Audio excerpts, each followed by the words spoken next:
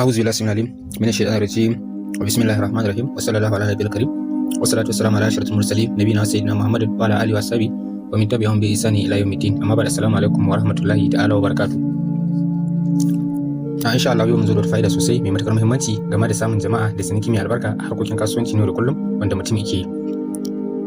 Wannan sirri yana tasiri sosai kuma yana da matukar muhimmanci ga kowanne mutum wanda yake harkokin kasuwanci akan kowanne mataki kuma akan kowanne fanni ya ƙwarin wannan sirri saboda sirri ne wanda ya haɗa surori guda biyu a suratul kafi da kuma alam nashara.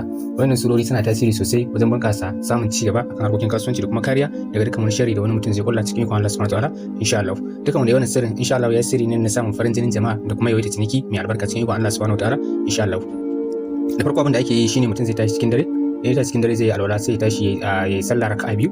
Da ya sallah raka'a biyu sai ya karanta suratul waqi'a kafa ɗaya. Ya karanta ta kafa ɗaya amma cikin karantawa duk aya idan ya zo zai karanta alam nashara kafa uku. Haka zai karanta wannan adadi ya gama insha Allah. In yi wannan rana ta farko haka zai rana ta biyu haka kuma zai rana ta uku, saboda haka zai zama cewa an yi kwanaki uku kenan a jere insha Allah cikin wannan tsarin da kuma wannan adadin insha Allah.